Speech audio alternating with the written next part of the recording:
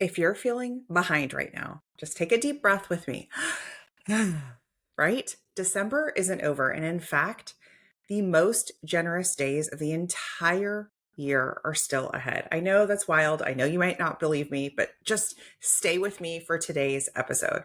Donors give again at year end for reasons that most fundraisers never even talk about. And today's episode will help you understand the psychology behind second gifts, even in the same month, crushing that myth of donor fatigue. We're going to talk about donor fatigue today and the three truths that explain why donors are most ready to give right now. So we'll cover donor momentum, identity and reciprocity, and staying in forward motion. So let's get into it. This episode is really, really timely because I just finished up a group coaching call for my program, the Purpose and Profit Club. And inside that group program, we had the topic today of like the last 2 weeks of December. And the organizations in that program were what's the plan for those final 2 weeks of the year? And there was the strategy of the plan, there's the mindset of the plan, and then there's the audience to roll out the strategy. And you can have a really great strategy, but if you don't have a large enough audience or large enough segments of your audience, the strategy doesn't work. You can have a really great strategy, a really great audience, but if your mindset is in the gutter and you're like, listen, I don't want to bug anyone, I think that they're already really fatigued, then the strategy and the audience won't work. You with me? So with that, let's start with the 3 hidden reasons why donors give again, yes, again, before year end in these final few weeks. So reason number 1, we're going to talk about donor momentum. People act when they see progress. This is huge. So humans respond to this movement, this collective change, this like, if you've ever thought about something you were on the cusp of attending, like a dinner, an event, a march, a rally, anything, and you're like, I kind of want to go to that dinner, I kind of want to go to that thing, but then you noticed that 3 other friends were posting about it, or 2 other friends asked you if you were going. Suddenly what happens? It's that FOMO too, but it's that I don't want to miss out on it, but also that momentum of a movement. So donors act when they see something happening, not when everything is vague or static. So there's something called the Zeigarnik Effect. Yes, the Zeigarnik Effect actually tells our brain, and our brain notices unfinished goals. So that means that progress updates actually activate attention in our brain and action because donors see a loop they want to close. It doesn't feel finished. They didn't hit their goal. That's that Zeigarnik Effect kicking in. And that's why a numerical and visual updates really do the heavy lifting here, a progress bar that moves. So all of our clients at year end, we want to see donation pages with a clear specific goal and that progress bar, that thermometer, right? How far away are you to that goal? That goal feels real and that number shifts. They can literally see before they give the $100 donation and after that thermometer go an inch up. So we see this all the time where a client goes from year-end fundraising with no clear goal to here is our target. Here's where we are. And donors immediately jump in. For the first time ever, I've had clients who, for the first time ever, hit their internal goal because they made it public. And because that donor momentum carried further. So imagine this. Imagine that you're thinking, yeah, we need to raise $50,000, but you've never actually put that public facing. It's not on your donation page. It's not on your emails. It's not on your social posts. There is no thermometer. It's time to have one. So that's step 1, is picking a goal that is public facing.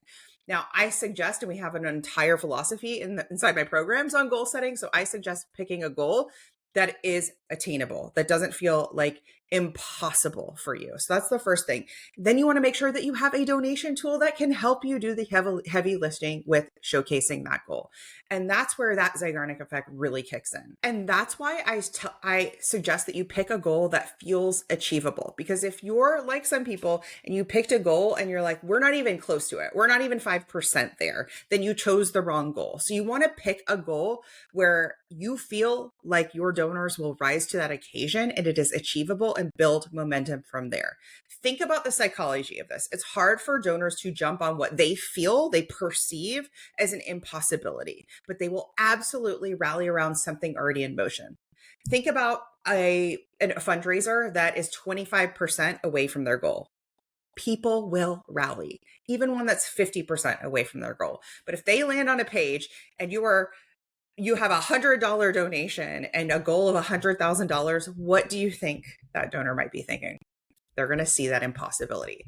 So if you choose a 100K goal, make sure you're at least in the realm of achieving it, meaning that you have number one, the strategy, number two, the audience. You have enough donors in your donor and ambassador network. And number three, the mindset to achieve that goal. Now, sometimes I hear, listen, people don't care about the numbers. I get it. And I've said some flavor of that before. Numbers alone won't help you achieve your year-end goal, but they are a piece. They're like part of the recipe of achieving it. So donors want to see traction. They also want to have that tangibility. How much are you trying to raise? Remember, if you don't have a goal, it's like you and me are going for a Sunday drive. We are just driving in the car without directions. We have no destination in sight versus I pick you up and I'm taking you out to the best tacos in Atlanta. You and I both know exactly where we're going. So they want to have that number, that destination, that urgency built in. So that progress, those progress updates and goals help create a sense of the collective movement. And this is a big one. Shouldn't we wait until we're closer to share progress? Shouldn't we wait to talk about our goal and how close we are to our goal until we're like almost there? No, donors want to be part of that movement. They want to create the momentum with you. They don't want to just watch it happen.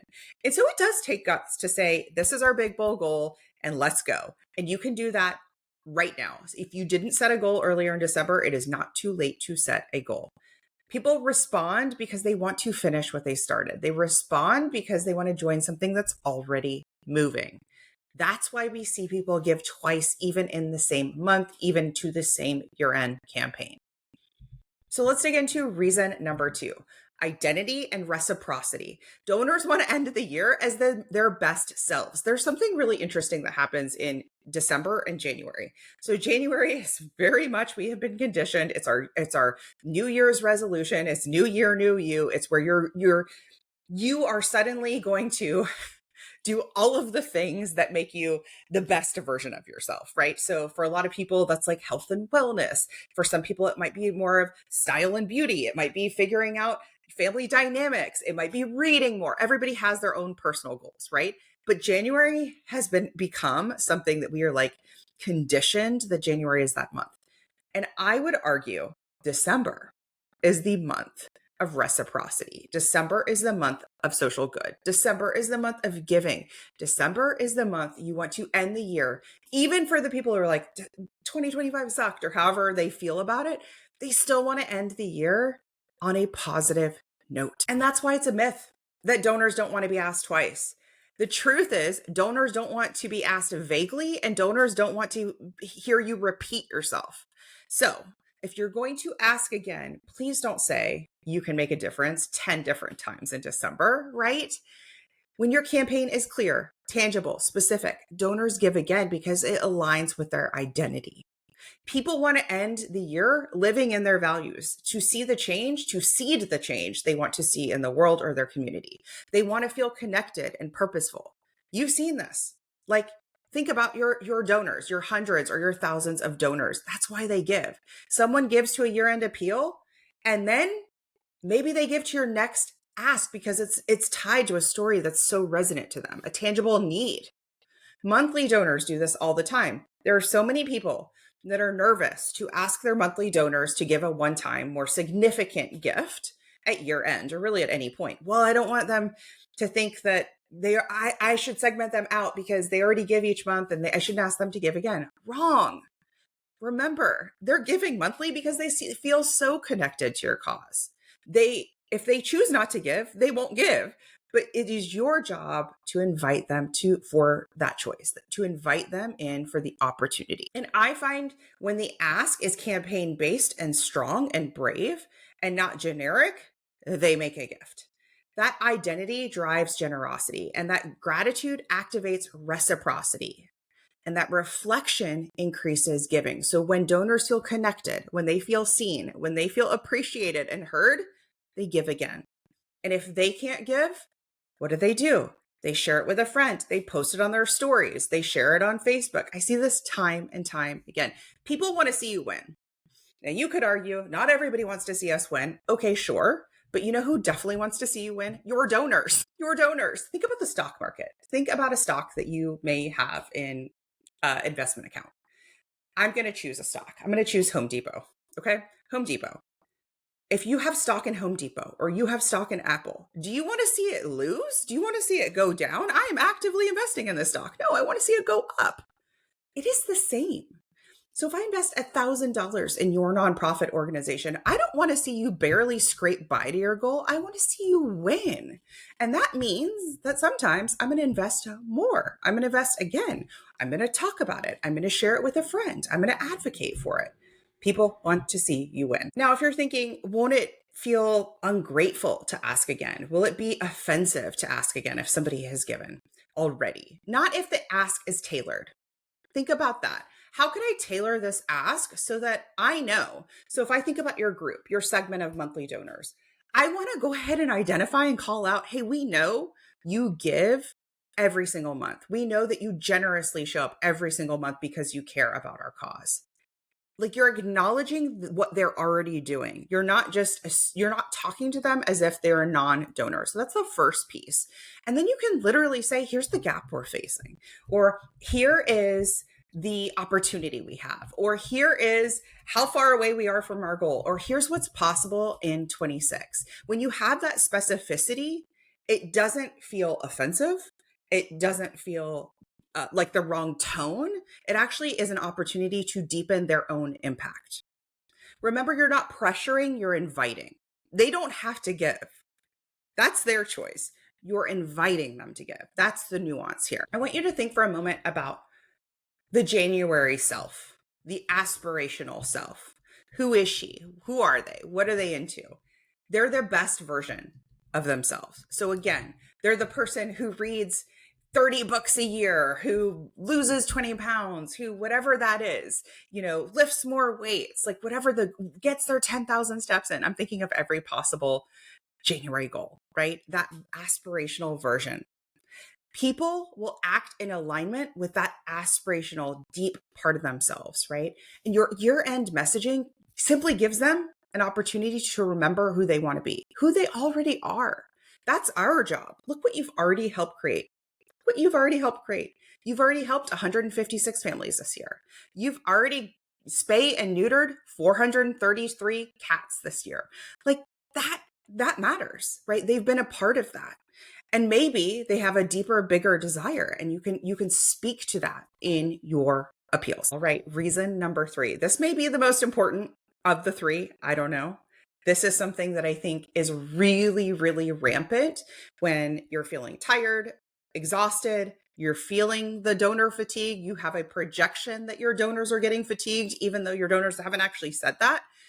And so if that's you, reason number 3 is donors give again when you don't go quiet. Internal fatigue makes nonprofits go quiet. Donors are not fatigued. Donors are not tired of you. Donors are actually living in their own rhythm. Y'all, they have not been on bated breath opening every single email, direct mail piece, text message you've sent them. We're up in our stuff. They're not up in our stuff, right?